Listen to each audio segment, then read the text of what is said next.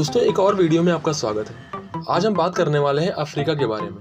Africa दुनिया का दूसरा सबसे बड़ा महाद्वीप है।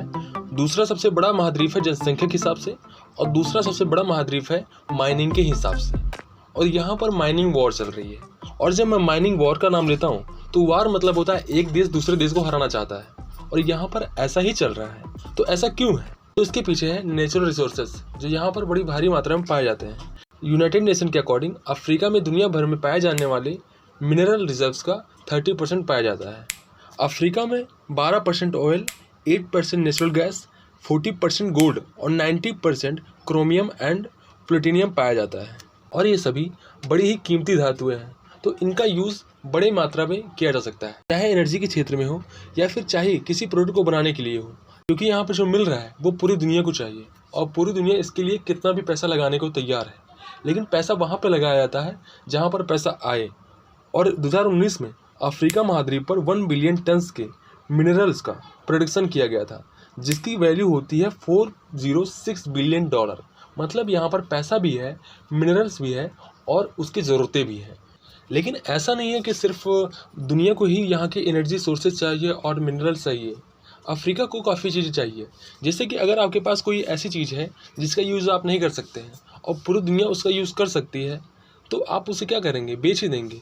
और अफ्रीका में भी ऐसा ही हो रहा है, क्योंकि अफ्रीका को चाहिए पैसा, जिससे वो अपने यहाँ के लोगों को अच्छे से बुनियादी सुविधाएं दे पाए। क्योंकि वहाँ पर बुनियादी सुविधाएं नहीं है, लेकिन जो है वो बहुत ज़्यादा कीमती है और पूरी दुनिया उसे पाना चाहती है। और यही कारण है कि अफ्रीका के बहुत सारे ऐसे देश भी हैं जिनकी इकॉनमी पूरी तरीके से माइनिंग पर ही निर्भर है। वहाँ से जो निकलता है उसको बेचकर ही उनकी अर्थव्यवस्था चलती है। जैसे कि हम बात करें तो Algeria, Libya, Nigeria, Botswana, Congo, गाबा, माली, जाम्बिया, नामीबिया, अल्जीरिया, ये ऐसे देश हैं जिनकी इकॉनमी पूरे तरीके से माइनिंग पर ही डिपेंड करती है, और ये वहाँ से बहुत ज़्यादा पैसा भी बनाते हैं। जैसे 2021 में अफ्रीका में साउथ अफ्रीका ने $125 बिलियन का एक्सपोर्ट किया था।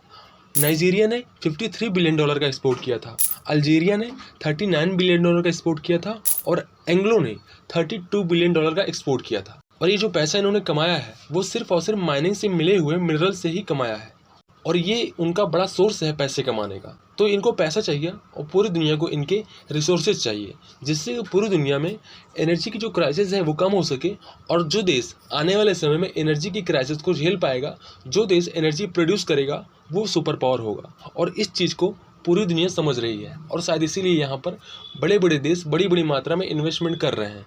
खासकर हम बात करेंगे यूरोप की, क्योंकि यूरोप में एनर्जी संकट चल रहा है। ब्रिटेन की बात हो, जर्मनी की बात हो, फ्रांस की बात हो, हर जगह पर एनर्जी क्राइसिस चल रहा है। और अफ्रीका से वो बड़ी मात्रा में एनर्जी इंपोर्ट करते हैं, और इसीलिए यूरोप बड़ी मात्रा में अफ्रीका में इन्वेस्टमेंट कर रहा है। जैसे कि अफ्रीका में जो नेचुरल गैस पाया जाता है उसका 88% यूरोप को एक्सपोर्ट किया जाता है, यूएस को 11% और यूएई को 1% किया जाता है।